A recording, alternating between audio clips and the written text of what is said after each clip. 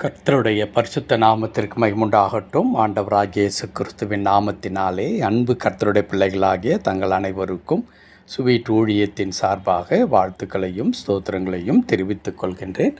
யாத்ராகமத்தின் புத்தகம் 2ஆம் அதிகாரம் 24வது வசனம். யாத்ராகமம் 2ஆம் அதிகாரம் வசனம் 24. தேவன் அவர்கள் பெருமூச்சை கேட்டு தாம் ஆபிரகாமோடும் ஈசாக்கோடும் யாக்கோபோடும் செய்த உடன்படிக்கையை நினைவு கூர்ந்தார். தேவன் அவர்கள் பெருமூச்சை கேட்டு தாம் ஆபிரகாமோடும் ஈசாக்கோடும் யாக்கோபோடும் செய்த உடன்படிக்கையை நினைத்தருளினார்.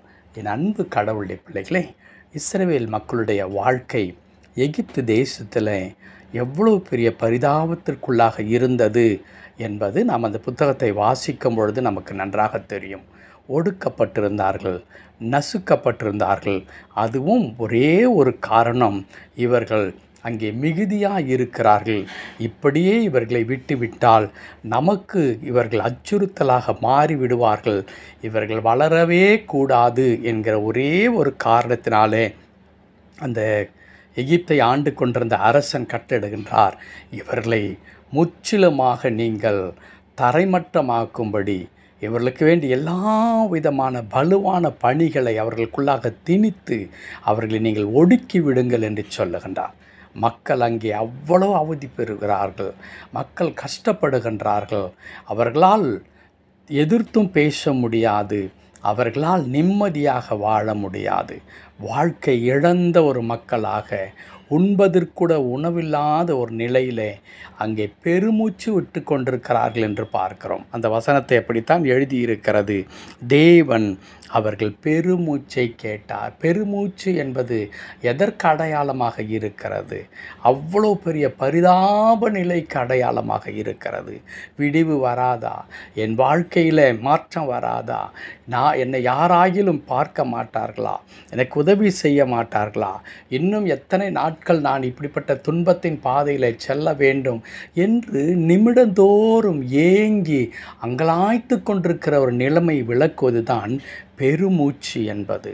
என் அன்பு கடவுளுடைய பிள்ளைகளே, அப்படிப்பட்ட பெருமூச்சுகளை மனிதர்கள் கேட்டார்களோ இல்லையோ, தேவன் கேட்டார் என்று எழுதியிருக்கிறது. கர்த்தருடைய பரிசுத்த நாமத்திற்கு மகிமை உண்டாகட்டும். கடவுள் அவர்களுடைய பெருமூச்சை கேட்டு என்ன செய்தாராம்? ஆபிரகாமோடும் ஈசாக்கோடும் யாக்கோபோடும் செய்த உடன்படிக்கையை நினைத்தருளினார். நம்முடைய கடவுள் நம்மோடு செய்து கொள்ளுகிறதான உடன்படிக்கையை அவர் நினைவு கூறுகின்ற கடவுளாக இருக்கிறார். உடன்படிக்கை என்ன? நான் உங்களை எவ்விதமாய் நடத்தப் போகிறேன், ஆசீர்வதிக்கப் போகிறேன், உங்களோடு கூட நான் எப்படி இருக்கப் போகிறேன் என்பதை முன்கூட்டியே நமக்கு சொல்லித் தருகிற கடவுள். அதை ஆபிரகாமோடும் ஈசாக்கோடும் யாக்கோபோடும் செய்த கடவுள். இஸ்ரவேல் மக்கள், அவருடைய சந்ததியாகிய இஸ்ரவேல் மக்கள் கஷ்டப்படும் பொழுது அவருடைய மூதாதையருக்கு கடவுள் செய்ததான உடன்படிக்கையை நினைத்தருளினார்.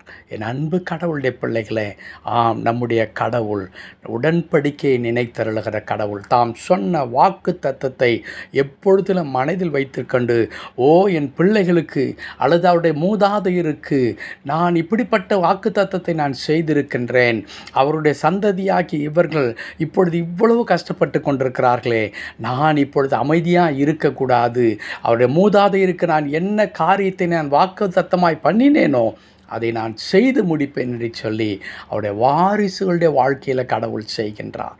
என் அன்பு கடவுளுடைய பிள்ளைகளே, உங்களுடைய பெருமூச்சை கடவுள் கேட்கின்றார். உங்களோடும் உங்களுடைய குடும்பத்தோடும் உங்களுடைய பெற்றோரோடும் கடவுள் ஏற்கனவே செய்திருந்ததான உடன்படிக்கையை அவர் மறக்கிற கடவுளும் அல்ல, அவர் மாற்றி போடுகின்ற கடவுளும் அல்லவே அல்ல.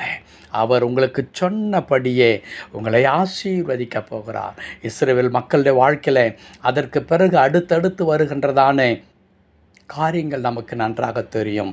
கடவுள் இஸ்ரவேல் மக்களுக்கு அவர் சொன்னதை அப்படியே செய்தருளினார்.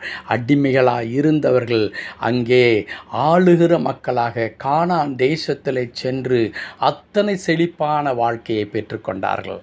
இந்த காலை நேரத்தில் என் அன்பு கடவுளுடைய பிள்ளைகளே, உங்களோடு கூட கர்த்தர் பண்ணியிருக்கிற உடன்படிக்கையை அவர் நினைத்திருக்கின்றார். ஆகையால் உங்களுடைய பெருமூச்சை அவர் அற்பமாக எண்ண மாட்டார். உங்களுடைய குடும்பத்தின் காரியத்தை குறித்து, பிள்ளைகளுடைய காரியத்தை குறித்து, எதிர்காலத்தை குறித்து, உங்களுக்கு வேண்டிய நன்மைகளை குறித்து நீங்கள் விடுகின்ற பெருமூச்சை அவர் உதாசீனப்படுத்த மாட்டார். தாம் சொன்னபடியே உங்களை ஆசீர்வதிப்பார். ஜெபிக்கலாமா? கிருபை நிறைந்த நல்ல ஆண்டவரே, உங்களுடைய பெருமூச்சை கேட்கிற ஆண்டவரே, உமக்கு தோத்திரையா.